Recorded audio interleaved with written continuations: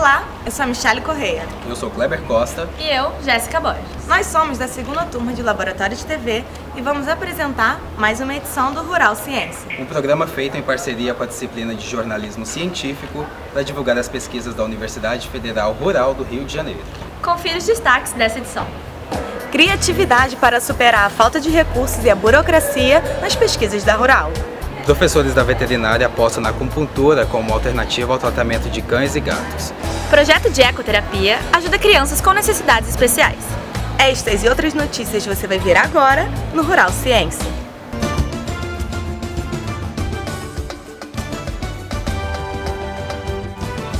O programa de hoje começa com uma reportagem sobre como administrar as etapas de uma pesquisa acadêmica. Na Universidade Rural do Rio de Janeiro, muita gente ainda não conhece a FAPUR. Para fazer projetos de pesquisa com a dedicação de equipes de professores e estagiários, não basta o esforço na prática científica.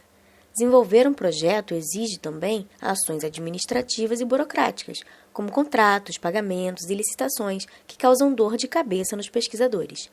É nesta hora que uma ajuda especializada é muito bem-vinda.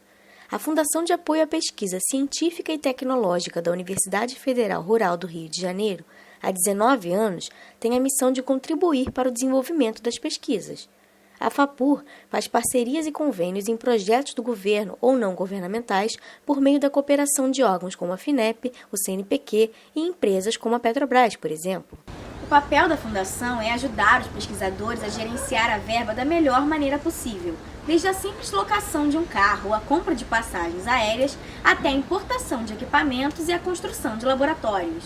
A FAPUR, na verdade, ela gerencia toda essa parte administrativa do laboratório em relação a todo o andamento, das compras internas, tudo que acontece aqui dentro do laboratório. Então, ele realmente é um grande parceiro nesse sentido, né? A função da FAPUR é encurtar os prazos e agilizar processos, administrando documentos e toda a prestação de contas.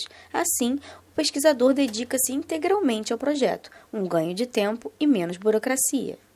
Estava programado gastar tanto de material de consumo, tanto de material permanente, tanto de serviço. Mas no decorrer do projeto, verificou-se que não precisa tanto para isso, que isso precisa mais de tanto para material de consumo, por exemplo. Então isso é uma coisa fácil de fazer pela Fundação. Se fosse pela Universidade, ia depender de Brasília, do Congresso Nacional, havia uma série de coisas que inviabilizaria totalmente. Os professores interessados em conhecer melhor o trabalho da FAPUR podem ir até a sua sede, que fica dentro da universidade, próximo ao Instituto de Tecnologia. E quando os equipamentos não chegam, como continuar a pesquisa? Alguns professores de tecnologia da Rural decidiram vencer a burocracia e mostram que, com criatividade, é possível quase tudo. Quem nunca ouviu falar do professor Pardal? Personagem famoso dos anos 60 que se consagrou pelas suas criações mirabolantes. Fora do desenho animado, professores da Universidade Federal Rural do Rio de Janeiro se destacam pela criatividade de suas invenções. O professor Delson Lima, do Departamento de Arquitetura, construiu sua própria impressora 3D. A partir da primeira, outros modelos foram construídos, como ele explica. Uma impressora imprime as peças plásticas da outra. Faltou uma peça, quebrou uma peça, danificou alguma coisa, a gente constrói essa peça, né? Imaginei um modelo. Eu já não fico mais somente desenhando. Eu imagino, desenho e imprimo, como esses modelos que estão aqui. Então a praticidade, a utilidade das impressoras, elas são reais, elas são efetivas. Comprar peças e equipamentos em instituições públicas não é tarefa fácil. A burocracia prolonga o processo ou muitas vezes não há recursos suficientes. A solução encontrada pelos professores da Rural é a criatividade. Aqui no Instituto de Tecnologia, professores constroem máquinas com materiais alternativos e até sucata. O professor Marcos Oliveira, do Departamento de Engenharia, está desenvolvendo com seus alunos uma máquina para a colheita de tomate, tecnologia inédita no setor agrícola. A gente vai no Departamento de Patrimônio aqui da universidade, onde eles dão baixas em peças velhas, equipamentos velhos, a gente desmonta esses equipamentos, tiram as peças que dá para ser aproveitado na nossa máquina e construímos com ela, né? Às vezes os alunos vão em oficina de carro, né, pedem peças antigas, oficina de bicicleta, qualquer sucata a gente acaba depois transformando na máquina. Não é o ideal, né, isso eu alerto eles ao longo da disciplina, Então, normalmente, no projeto virtual, nós temos 2 projetos. O projeto ideal e, no final, o projeto que a gente consegue realizar. Ficar longe de casa às vezes não é nada fácil. Aqui na universidade existem alguns programas para auxiliar os estudantes a se adaptarem à nova vida. Um deles é o Habitar PC e eu fui saber como ele funciona. Vamos ver? A prática da mobilidade estudantil se tornou mais intensa nos últimos anos, e isso deixou evidente as dificuldades de adaptação dos calouros. A professora de psicologia Carla Vicente reuniu um grupo de graduandos e passou a observar a chegada dos novos estudantes na Rural. Eles descobriram que diversos fatores influenciam diretamente no bem-estar e na permanência dos novos alunos. Ali nascia o Habitar Psi. Em 2013, nós iniciamos esse trabalho a partir de algumas observações que nós fizemos, de alguns alunos que apresentavam a dificuldade de adaptação à vida universitária. O projeto é um sucesso e já atendeu cerca de 50 pessoas. E o mais interessante no Habitar PC é que ele traz benefício tanto para os facilitadores, que são os estudantes do curso de psicologia, quanto para os clientes, que são os participantes da roda de conversa. Poder aplicar na prática, ver a teoria, ver o grupo funcionar na prática é outra coisa. E ter esse suporte, né, a supervisão, que às vezes, assim, se eu formasse lá fora, não teria, né, um profissional assim, me orientando. A cliente Laís Marinho saiu do Maranhão a cerca de 3.000 quilômetros para estudar na Rural. Ela comenta como as discussões foram importantes para sua adaptação à universidade. Inicialmente foi um pouco difícil, um pouco complicado, porque por esse fato eu não conhecia muita gente, não conhecia quase ninguém. Então eu fiquei bastante insegura no começo, não saía muito de casa, ficava todo tempo mais trancada. Então depois eu comecei a criar uns laços muito fortes e veio o grupo também que abriu esse meu leque de amizades. E conheci muita gente nova, muita gente com histórias diferentes e foi muito bom. Para a facilitadora Daiane Bocardi, essa é a parte mais importante do Habitar Psi. A gente sempre ouve o relato, tem o retorno dos próprios participantes que melhorou a adaptação, que o relacionamento deles com outras pessoas melhorou. O projeto foi importante para o cliente Roberto Duarte se adaptar ao alojamento estudantil e a lidar com as diferenças. Na terapia a gente aprende a respeitar, a entender os motivos, as histórias das outras pessoas. Eu aprendi que a gente deve continuar com bom humor, com bons olhos e enxergar a vida como uma possibilidade de dar certo. Semanalmente, a professora Carla se reúne com os facilitadores para uma supervisão. Ela comenta como ocorrem as tomadas de decisões importantes para o andamento dos grupos. A gente fala propriamente de todas as fases do projeto. Preparação dos grupos, às vezes escolha das dinâmicas, de como a gente vai intervir. Às vezes a gente precisa de mais suporte técnico, então eu posso, com a minha experiência, compartilhar isso. O que funcionou nesse grupo, mas que a gente acha bom e continuar, e o que não funcionou ou funcionou, mas talvez fosse melhor mudar, então mudanças que a gente quer fazer. O projeto está se expandindo para o campus 3 Rios e quem desejar participar no próximo período poderá fazer as inscrições através do quiosque do aluno. E se estamos falando sobre bem-estar emocional, que tal olhar também para o corpo? Pesquisadores da Rural estudam os impactos da saúde provocados pelo consumo de alimentos industrializados.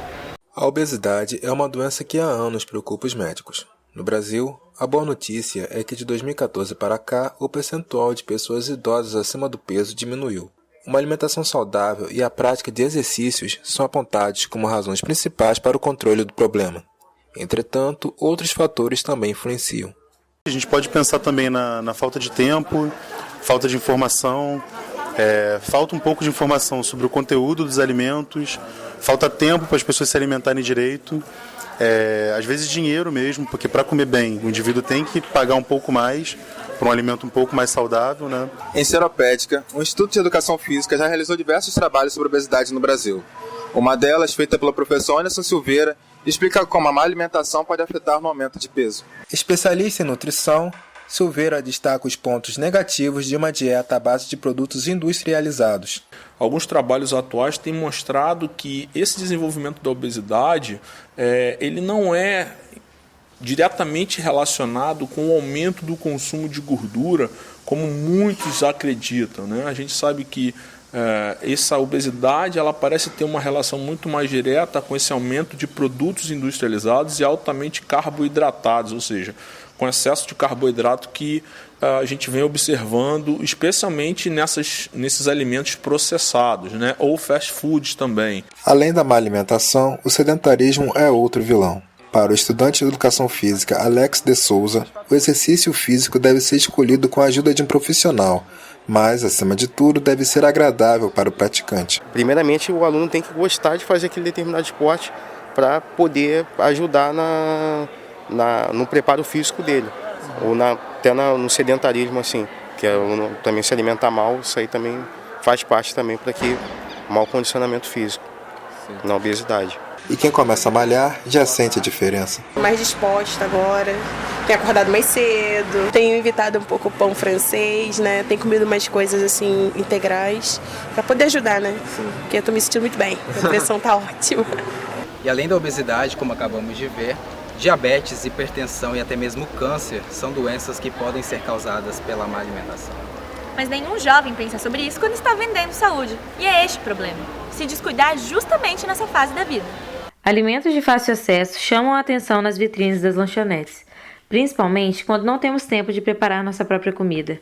Mas comer na rua é saudável? Pensando nisso, professores de economia doméstica desenvolveram uma pesquisa sobre os hábitos alimentares dos universitários. Dos 50 entrevistados, somente 4 faziam todas as refeições, que considera 6 refeições diárias, a recomendação, né? A maioria só faziam 4 refeições, que é de jejum, almoço, lanche e jantar. Essa má alimentação, ela pode provocar a longo prazo as doenças crônicas não transmissíveis, né? Como diabetes, hipertensão, câncer. Numa rotina desregrada e sem tempo, alunos da Rural se dividem entre trabalho e estudo. Com isso, algumas coisas importantes como a alimentação ficam em segundo plano. Na casa de Ana Cláudia, os mantimentos revelam: fazer almoço ou jantar é coisa rara. Eu não tenho tempo também de ficar fazendo comida. O problema às vezes não é nem eu fazer a comida. O problema vai ser depois eu tenho que lavar a louça e eu perco muito tempo. E geralmente quando eu tô aqui eu tenho que estudar. A estudante de jornalismo Caroline Feijó se alimenta muito melhor quando está na casa da família. E, apesar de trazer comida de lá, garante que mesmo assim precisa recorrer aos alimentos vendidos no supermercado. Quando não tem isso, que às vezes acaba, ou às vezes eu fico aqui mais de uma semana e ela não manda o suficiente, e aí é na base do congelado. A professora Kátia Tabai dá a dica. O guia criado pelo Ministério da Saúde é um material completo para auxiliar a reeducação alimentar dos jovens. E ele retrata muito essa questão do que é, né, do que é importante a gente ter no nosso dia a dia. Mas uma regra de ouro que o guia traz é você evitar os alimentos processados e principalmente os ultraprocessados. A preocupação em educar para uma vida mais saudável une o Ministério do Meio Ambiente, a Embrapa e a Universidade Federal Rural do Rio de Janeiro. As crianças seropédicas estão se tornando multiplicadoras dos benefícios da agroecologia. Ensinar a importância da sustentabilidade é uma preocupação de muitos educadores em seropédica. Pensando nisso, a Embrapa, empresa brasileira de pesquisa agropecuária, desenvolve o projeto Agroecologia para a Gente que Cresce. O objetivo é fazer com que meninos e meninas de 6 a 14 anos aprendam a valorizar o meio ambiente no cultivo da agricultura. Este ano, o programa cresceu. Agora, além das escolas da região, cooperativas, associações de agricultores e outras instituições também vão receber os vídeos e os materiais impressos sobre um tipo de agricultura mais consciente. Entre os produtos estão cartilhas infantis sobre o mulungu, uma árvore da família das leguminosas. Já no site Gente que Cresce, é possível visitar virtualmente a fazendinha agroecológica do quilômetro 47. Nessa segunda versão a gente colocou mais uma vez para fazer coisas assim inovadoras, né? Dessa vez a gente colocou para desenvolver um game para as crianças, um game um pouco mais complexo ao invés dos jogos mais simples que a gente já disponibilizava no site do projeto.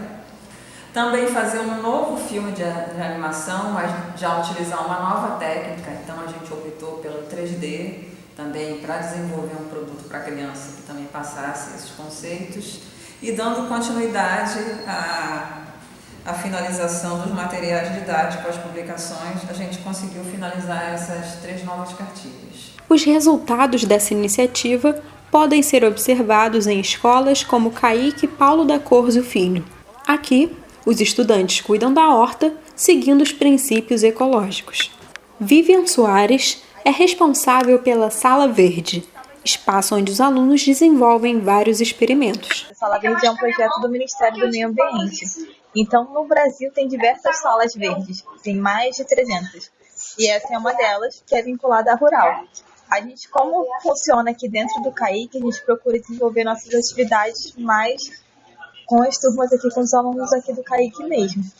Aí a gente desenvolve alguns projetos buscando o trabalho de educação ambiental interdisciplinar. E agora um outro projeto aproxima a rural da comunidade e abre as portas do mercado profissional aos universitários. É a ecoterapia, que atende crianças com necessidades especiais. Os resultados já começam a aparecer. Mobilidade e melhora na qualidade de vida a cada galope. É com carinho e uma equipe multidisciplinar que o projeto de ecoterapia da Rural há 3 anos ajuda crianças com necessidades especiais ou dificuldades de aprendizagem. A terapia assistida por animais pode ser desenvolvida com diferentes espécies. Nós escolhemos a ecoterapia por conta das características específicas do cavalo. Então ele desperta várias questões internas de cada um no aspecto afetivo e social. Pedro Henrique é autista e participa do projeto há 1 ano. Ele mal falava, ele mal interagia. A cada dia eu estou vendo que esse projeto está sendo maravilhoso na vida dele. Agora ele está cantando, está muito falante. E para as sessões acontecerem, professores, alunos e voluntários ficam nos bastidores semanalmente cuidando da saúde e bem-estar dos cavalos. O programa de treinamento deles é de montaria, doma e de familiarizá-los com todos os equipamentos que são usados durante as sessões de ecoterapia. Essa parte de treinamento e adestramento fica com a zootecnia, a parte da medicina veterinária, né? A equipe é multidisciplinar, então a equipe da veterinária tem o cronograma de vacinações, vermifugações. Os coordenadores pretendem expandir o trabalho, oferecer atendimento clínico e construir um centro-escola, abrindo curso de especialização na universidade. O vice-diretor da Associação Nacional de Ecoterapia, Coronel Sérgio Cirilo, esteve na Rural e aprovou a ideia. A ANDE Brasil, dentro da sua filosofia de trabalho, ela sempre dá o reconhecimento aos centros que têm um grande desempenho na sua atividade normal. Lógico que aqueles que se predispõem e têm estrutura suficiente, nós apoiamos para que sejam também capacitadores de outros profissionais. Precisamos só formalizar, depende agora da universidade. Professora de Medicina Veterinária da Rural usa a acupuntura como opção no tratamento de cães e gatos que sofreram algum tipo de trauma. A repórter Bruna Soma foi conferir. Uma relação de amor. A maioria das pessoas não mede esforços para ver os animais de estimação felizes e saudáveis. Agora imagine quando o bichinho sofre uma doença grave e recebe a indicação para ser sacrificado. O que você faria? O tratamento de acupuntura veterinária é uma opção. Então é muito difícil você aceitar que aquele animal desapareça da sua vida e que você tenha uma atitude ativa, né, de ter pedido a eutanásia. Então a acupuntura em animais bem idosos, ou animais com situação de câncer, ou outro tipo de doença debilitante, a acupuntura está ali para ajudar o animal a passar por aquele processo. A professora Magda Medeiros trabalha no Hospital Veterinário de Animais de Pequeno Porte da Universidade Rural. E desde 2004 continua um projeto de pesquisa iniciado na década de 80. Essa vertente da medicina alternativa procura recuperar os movimentos e diminuir traumas. Quando você estimula os pontos de acupuntura, você estimula por mecanismos neurais e humorais a produção de mediadores, inclusive neurotransmissores, que vai ter resultados importantes, como diminuir a inflamação, aumenta a vascularização de algumas áreas, faz neuroproteção, neurogênese, né? Ela analgésica, essa é a grande questão da acupuntura. Toda quinta-feira, até 20 cães e gatos são atendidos aqui no ambulatório de acupuntura. E os resultados já começam a aparecer. Muitos animais voltam a andar e até melhoram sua qualidade de vida. É o caso de Wilson, gatinho da filha da Elizabeth. Ele foi atropelado e não vai mais poder andar. Mas sua dona conta que depois das sessões ele voltou a ter sensibilidade. O que eu observei é que ele é um gato feliz, ele ficou mais calmo, ele parece que não. Ele mesmo parece que não liga muito para esse problema dele. Né? Ele mexe o rabinho, a patinha, igual eu falei, ele corre, ele sobe na cama, ele quer subir em árvore, ele quer fazer tudo que um gato normal faz. Aqui no ambulatório, de maneira geral, nós temos mais ou menos 70% de melhora. Não precisa ser uma recuperação completa, mas o animal fica mais calmo, ele tem melhora da condição da dor, ele tolera mais aquele processo de doença. A Mora foi diagnosticada com sinomose aos 4 meses. O tratamento durou mais ou menos 1 mês, ela na fase mais crítica. Depois disso, ela começou com as sessões de acupuntura, que na verdade, pelo que eu sei, você não pode fazer acupuntura quando o animal está muito debilitado. Sim. Então, ela começou a fazer depois de 1 mês de tratamento para sinomose. E desde então, desde a primeira sessão, ela já apresentou melhora. Hoje brinca, corre livremente. Ela não conseguia levantar, ela não latia, ela só chorava. Entendeu? Depois, com as sessões, ela começou a ter mais força, a conseguir latir, a tentar levantar. Cada semana que eu venho aqui, ela está mais forte, com mais coordenação, conseguindo correr. E o Rural Ciência fica por aqui. O programa de hoje foi apresentado no Instituto de Biologia da Universidade. As reportagens que você acabou de assistir foram produzidas nas atividades dos laboratórios de TV e jornalismo científico. No próximo semestre, a gente volta com outras notícias sobre as pesquisas desenvolvidas na Universidade Federal Rural do Rio de Janeiro. Até lá!